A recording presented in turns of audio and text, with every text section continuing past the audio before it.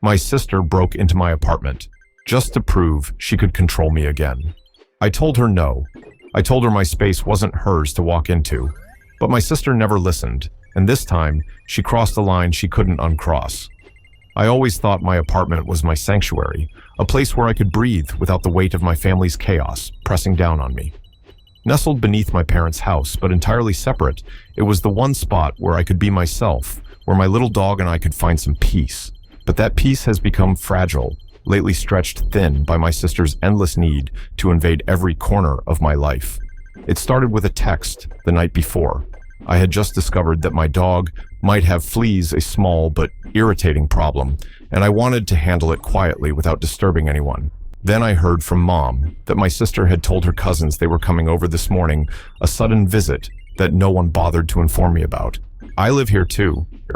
The apartment is mine, and yet I was completely out of the loop. I messaged my sister as soon as she checked if I was awake. I told her straightforwardly, we won't be coming upstairs. That should have been the end of it. My apartment is separate, and I have no interest in mingling when I'm trying to keep my space calm. But with my sister, it's never that simple. Later, while they were supposed to be outside for a smoke break, she texted me again. We're outside for a ciggy, she said. I grabbed my coat and shoes, intending to step out for some fresh air and to check on the dog. I left him inside, trusting that he'd be fine for a few minutes. But when I came out, no one was there. I waited for 20 minutes, my breath misting in the cold morning air, heart sinking with every passing second. They were supposed to be out here, but I was standing alone on the porch. Eventually, all three of them appeared, my sister, one cousin, and another person, whose presence only made me feel more excluded. We smoked together for a while, a fragile silence stretching between us. My sister asked me when my pup was last outside, and I told her it was about 2 hours ago. Then came the moment I dreaded. I'm going to go in and see him, she said. No, you're not. I replied immediately, a firm edge to my voice. The words hung in the air, charged with something more than a simple refusal. She paused, eyes narrowing just a little. Are you embarrassed because it's messy in there? She challenged, as if my living space was an excuse for her to invade my privacy. Not at all, I said firmly, but I still don't want you in there. Her smirk didn't fade. I'm going in anyway, she said. My heart clenched. It wasn't about the mess or the dog. It was about control, a reminder that she believed she had the right to cross boundaries I had clearly set. I stood my ground, but inside a storm raged. My apartment was my safe place, a refuge from years of her meddling, from the constant feeling that my decisions didn't matter. I've cut her off before, but the stress it caused our parents made me hesitate. I didn't want to break the family apart, but at the same time, I was growing more desperate for peace. 15 minutes later, she told me she was going to get her keys to warm up her car. I thought nothing of it. I didn't imagine that she would do what she did next. That afternoon, Mom told me the truth. My sister had gone into my apartment without my permission and brought my dog upstairs into the main house. It felt like a punch to the gut. The boundaries I'd fought so hard to build were shattered in an instant. This wasn't the first time she had ignored my limits. When my boys were younger, she manipulated them to do what she wanted, as if my role as a parent was just a formality. Now she was trying to do the same with me, using my dog, my home, and my family against me. It was as if she believed that any attempt to stand firm was a personal slight. The hurt went deeper than just invasion of space. It was about respect, or the lack of it, about feeling powerless in my own life. I messaged her that night, telling her that her sarcasm, insults, and smirks no longer affected me. What I wanted was civility, a simple respect for the boundaries I needed to keep my apartment a safe, peaceful place. But I knew words alone wouldn't stop her. I'm seriously considering putting a lock on the door that separates my apartment from my parents' house. Because sometimes you have to take drastic steps to protect what's yours. I stood in that cold hallway, the silence of the empty apartment wrapping around me like a cloak. I looked down at my dog, who seemed oblivious to the drama unfolding around him, just wagging his tail and looking up at me with trusting eyes. How could I explain to him why the people I loved so much couldn't respect the one place where I tried to keep us safe? This was only the beginning. The morning after my sister's unauthorized intrusion, the apartment felt heavier than ever. I woke up, not just to the cold light filtering through the curtains, but to a simmering tension that I couldn't shake off. The fragile peace I'd clung to was shattered, and I was left picking up the pieces of my own boundaries, trampled underfoot, like they meant nothing. I stared at my phone, rereading the messages I'd sent her the night before. Your insults, sarcasm, and smirks don't bother me anymore. Those words felt hollow now, because deep down I knew they did. Every snide remark, every sideways glance she threw my way, chipped away at my confidence, my sense of control. And yet, I was supposed to be the adult calm, composed the one who didn't let family drama get under my skin. But the truth was, it did. I paced the small living room, my dog, following close behind, sensing my unease. His furry presence was the only comfort I had, left a steady heartbeat in the chaos. I remembered the way my sister's face had twisted when I told her she couldn't come in. That half smile, half sneer, like she was daring me to stop her. And she did. That alone was a betrayal. But what stung even more was what happened after she brought my dog upstairs. I wasn't naive enough to think she didn't have an agenda. This was about control, about undermining me in front of Mom and Dad, about showing them and me that her word was stronger, her presence more important. The fallout hit immediately. Mom called me later that day, her voice tight and apologetic. I didn't know she was going to do that, she said softly, but there was a sadness in her tone that I couldn't ignore. It wasn't just about the dog. It was about family fractures growing wider by the day. I told her no, Mom, I said, trying to keep my voice steady. This is my home, my safe place. She has to respect that. Mom sighed deeply. I know, honey, but she's your sister. Sometimes it's hard to stand firm with family. Those words echoed in my mind, hard to stand firm. It wasn't hard for me. It was impossible, because every time I pushed back, I became the villain in her narrative. The one who was cold, unreasonable, unloving. My sister had mastered the art of turning family members against me, painting herself as the victim. I felt trapped. That afternoon, I barely touched my lunch. The apartment, which I had so carefully kept neat, now felt like a battleground.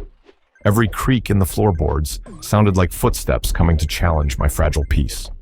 I was hyper-aware of every noise, every shadow. The simple act of living had become a test of endurance. I thought about confronting my sister directly, but what would it change? She wouldn't admit wrongdoing. She'd twist the story, make me seem paranoid or overreacting.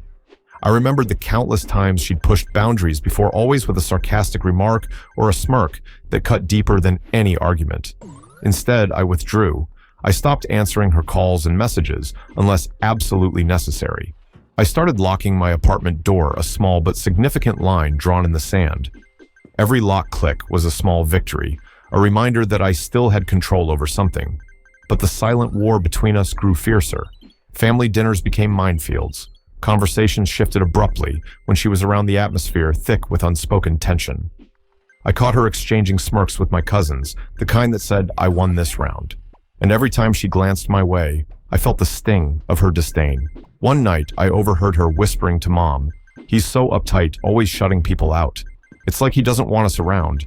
I wanted to scream that I wasn't shutting anyone out. I was protecting what little peace I had left. That week, my sister started involving my dog in her schemes. She began texting me about playdates and walks she'd planned with the cousins, always, without asking first. It felt like she was trying to use him as a pawn, a way to worm her way into my life and undermine me. I confronted her once. If you want to spend time with the dog, just ask. Don't make plans behind my back. Her reply, relax. I'm just trying to help. You're so paranoid. That word paranoid hit me hard. Was I really losing touch with reality? Or was she just manipulating the truth, painting me as the problem to avoid taking responsibility? The emotional toll was undeniable. I found myself exhausted, drained from constantly guarding my space, my dog, and my family relationships. Sleep became restless, and my mind raced with worst-case scenarios. What if she didn't stop? What if this continued to escalate until there was nothing left of the family I once knew? One evening, I sat by the window, watching the sun dip below the horizon, casting long shadows across the neighborhood. My dog curled up beside me, and I realized how much I needed to find a way out of this spiral, but how the boundaries I set were clear yet ignored.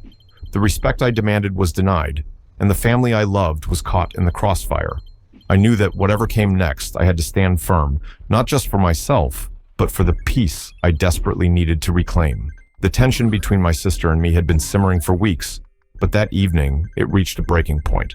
I wasn't sure if it was exhaustion, frustration, or the crushing weight of feeling powerless, but something inside me snapped. It started with a text message, a simple invitation from her. "We're all meeting at Mom's tonight. You should come." I stared at the screen for a long time. The invitation felt more like a challenge. I hesitated, fingers hovering over the keyboard, wondering if I should ignore it altogether. But something in me wanted to confront the chaos head on. I wanted to stand my ground, to reclaim my place in the family without bending or breaking. So I replied, "I'll be there." The moment I said yes, dread and determination wrestled inside me. When I arrived at Mom's house, the air was thick with unspoken grudges. My sister was already there, smirking, with that same smug confidence she wore like armor. Cousins clustered nearby, casting sideways glances, their loyalty to her palpable. Mom greeted me with a tentative smile, but the tension was impossible to ignore. The evening dragged on with forced small talk, polite questions, and careful avoidance of real issues. Then, without warning, my sister brought up the subject of my dog. "You know, I think it's better if I take care of him sometimes," she said, voice dripping with false sweetness. "You're always so busy, and he deserves more attention." I felt my chest tighten. This was no offer of help. It was a power play, a way to insert herself deeper into my life and tear down the boundaries I fought so hard to keep. "I appreciate the concern, but I'm handling things," I said firmly. "He's my responsibility." She rolled her eyes, a subtle gesture that felt like a slap. "You're so controlling. Maybe if you loosened up a bit, we'd all get along better." The words stung. It wasn't just about the dog anymore. It was about me, my choices, and the invisible wall I'd built to protect myself. And my sister was attacking it piece by piece. After dinner, the group moved to the living room. I tried to stay quiet, but the silent hostility was suffocating. Then out of nowhere, my cousin Jake leaned over and whispered, "You know not everyone agrees with her." His words caught me off guard. I had assumed my sister's influence was absolute, that everyone was on her side. But Jake's quiet support gave me a flicker of hope. Later that night, after everyone had left, Mom pulled me aside. "I know this has been hard," she said softly, her eyes glistening with unshed tears. "But you're not alone. There are people who see the truth." Her words were balm to my battered spirit. For the first time in weeks, I felt a sliver of solidarity. But the relief was short-lived. The next day, my sister sent me a message filled with passive-aggressive jabs and thinly veiled insults. She accused me of playing the victim and driving a wedge between family. Her words cut deep, stirring a storm of anger and despair inside me. I wanted to respond to defend myself, but something held me back. I realized that engaging would only fuel the fire. Instead, I decided to focus on what I could control: my own peace. I began journaling, pouring my frustrations onto paper, trying to make sense of the chaos. Writing helped me untangle the knots of emotion, to see my sister's behavior for what it was: a desperate attempt to dominate, to manipulate, to win at any cost. One afternoon, while walking my dog in the park, I ran into Sarah, a longtime family friend who had always been kind and understanding. We sat on a bench, watching the dogs play. "I've noticed things," she said gently. "Your sister's behavior isn't normal. It's toxic. You need to protect yourself." Her words validated everything I'd been feeling, but afraid to say out loud. It was the first time someone outside the family acknowledged the truth. With Sarah's support, I felt stronger, more determined to set boundaries and stand firm. But the family drama wasn't done with me yet. A week later, I discovered that my sister had once again entered my apartment without permission. This time, she had brought a mutual friend of ours, showing them around as if it was her right. When I confronted her, she laughed it off, saying, "You're too uptight. Relax." I felt like screaming, but I held my tongue. The line between standing my ground and losing my sanity was razor thin. That night, I sat alone in my apartment, feeling the weight of loneliness pressing down. I loved my family, but the constant battles were wearing me down. Was it worth it? Could I ever have peace while she was around? The answers weren't clear, but one thing was certain: I couldn't let this go on forever. The invasion of my sanctuary, the place I had carved out as my own safe haven, felt like a betrayal that cut deeper than any argument. After my sister's repeated disregard for my boundaries, I knew that the fight wasn't just about an apartment or a dog anymore. It was about respect, control, and the very definition of family. I remember sitting on the edge of my couch one evening, the silence of my apartment almost mocking me. I ran my fingers through my hair, heart-pounding mind racing with memories of every slight, every snide comment, every moment she pushed me closer to breaking.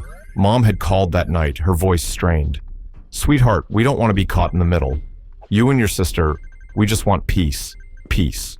A word so simple yet so elusive in our house. I sighed, looking out the window as the city lights flickered. "I want peace too, Mom. But I can't have that if my sister keeps tearing down the walls I build to protect myself." Her silence told me she understood, even if she couldn't fix it. The next day, I decided to finally take action. I went to the hardware store and bought a sturdy lock for the door that separated my apartment from the rest of the house. It felt extreme, almost petty, but I knew I had to draw a clear line. Installing that lock was both a relief and a heartbreak. Relief, because finally, there was a physical barrier between my space and the chaos that had spilled in for far too long. Heartbreak, because it was a symbol of how fractured our family had become.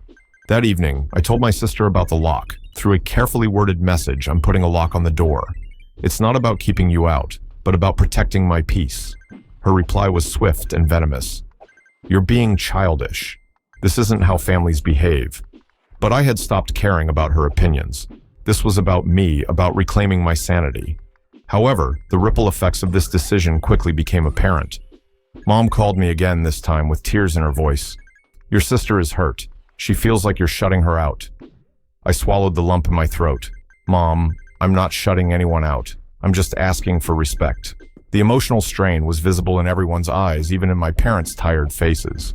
I realized that my fight for peace was fracturing more than just the relationship between me and my sister. It was shaking the foundation of our entire family. One afternoon, while walking the dog, I ran into Dad. He looked older somehow, worn down by the family tension. "Are you okay?" he asked quietly. I hesitated. "I'm trying, but sometimes it feels like I'm fighting a losing battle." He nodded, his eyes heavy with understanding. Family isn't always easy. Sometimes protecting yourself means making hard choices. His words lingered with me. I knew he was right, but the cost of those choices weighed heavily. At work, I found myself distracted, the constant family drama bleeding into my days. My friends noticed. "You look exhausted," my coworker said gently. "Maybe you need a break." But I couldn't take a break from this. It was my life. Then came the unexpected. Sarah, the family friend who had been my quiet support, reached out with news. I talked to Mom and Dad. "They're scared about how much this is affecting you all. They want to help." Her message was a lifeline. Maybe I wasn't as alone as I felt. We arranged a family meeting, one where everyone could speak openly without fear or anger. It was the hardest conversation I'd ever had. My sister arrived late, eyes flashing with defiance. "I'm only here because Mom and Dad asked me to be." The room was tense as we sat in a circle, each person carrying the weight of months of pain. I took a deep breath and spoke first. "I don't want to fight anymore, but I need you to understand why I set boundaries. This isn't about control. It's about survival, my survival." She scoffed, but I pressed on, sharing the nights I spent, worrying the moments I felt invaded the stress that consumed me. Slowly, the walls began to crumble, not completely, but enough to let light in. Mom wiped away a tear. "We want this family back, whole." And in that moment, I realized that peace wasn't just a door lock or a rule. It was a choice, a painful, fragile, necessary choice we all had to make. The family meeting had cracked open a door, a chance to breathe, to hope for something better. But the air was still thick with tension, unspoken words, and wounds not fully healed. In the days after my sister and I exchanged messages, not the usual barbs or passive-aggressive jabs, but cautious, almost hesitant attempts at civility. It was like learning to walk again, each step uncertain but necessary. She texted me one afternoon, "I know I crossed lines. I'm sorry for going into your apartment without asking. It wasn't right." I stared at the screen, heart pounding. I wanted to reply with forgiveness, with relief, but the years of hurt didn't evaporate overnight. So I wrote back slowly, "Thank you for saying that. It means more than you know." That night, I sat in my apartment watching my dog curl up by the window. The peacefulness I'd fought so hard for was fragile, like a glass sculpture balanced on a narrow ledge. But life, as it always does, threw another curveball. Mom called me early one morning, voice trembling. "Your sister, she's moving out. She says she needs space time to think." I didn't know what to feel. Relief, sadness, guilt. The next few weeks were a whirlwind. Without her constant presence, the household shifted. The arguments ceased, but so did the laughter. The family seemed to hold its breath, waiting for the next storm. I visited her one afternoon in her new apartment. It was small and sparse, but she had decorated it with touches of herself, photos, plants, a colorful rug. We sat awkwardly on opposite ends of the couch. The silence was loud. Finally, she spoke. "I don't want to be enemies with you. I want to be sisters again." I nodded, feeling tears prick at my eyes. Me too. But beneath the tentative peace shadows lingered. She confided that the years of feeling overshadowed, misunderstood, and unheard had built walls she wasn't sure how to tear down. Her bitterness wasn't just at me, it was at herself, at the family dynamics that left her feeling powerless. And I understood, because I too had my own scars. Scars from feeling invisible, trapped and betrayed. We talked late into the night, peeling back layers of resentment and pain. It was exhausting, raw, but healing. Back at home, I noticed Mom and Dad watching us with cautious hope. The family wasn't fixed, not yet, but maybe it was moving in the right direction. Still, some nights, I lay awake, haunted by the memories of how close we came to losing each other forever. I realized that family drama doesn't end with a single apology or a locked door. It's a journey, a constant struggle between love and hurt, between holding on and letting go. And as fragile as our reconciliation was, it was a start. The months that followed were a delicate dance between forgiveness and forgetting, between rebuilding trust and confronting old habits. Our family was no longer the seamless unit it once seemed, but it was real, flawed, raw, and slowly learning to breathe again. My sister's move had created space, not just physical, but emotional. Without the constant clashes, the atmosphere at home was calmer. Yet the silence was sometimes deafening, a reminder of all that had been lost and all that still needed repair. One chilly autumn evening, I found myself at her apartment again. This time, the door opened before I even knocked. She smiled a genuine, soft expression that felt like a fragile gift. "Come in," she said. Inside, the walls were filled with memories of a new life, pictures of friends, a small bookshelf, and a cozy corner with a knitting project she'd started. It was different from the chaos we'd known. We sat on her couch, cups of tea, warming our hands, and talked not about the past, but about the future, about dreams, fears, and what it meant to be sisters beyond the battles and misunderstandings. "I don't want to keep fighting," she said quietly. I reached out and took her hand, surprised at how much I wanted to believe her. "I want that too," I replied.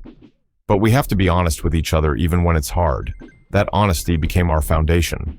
We started small texting, more sharing moments from our days, and slowly inviting each other back into our lives. Back at my apartment, the lock on the door remained not as a barrier, but as a symbol of boundaries, respected and peace earned. Mom and Dad watched the changes with cautious optimism. Family dinners became less tense, and laughter, once a rare visitor, began to reappear. But healing was not linear. There were setbacks. Arguments over old wounds reopened moments of doubt and fears that the past would repeat itself. Through it all, I learned that love within a family is complicated.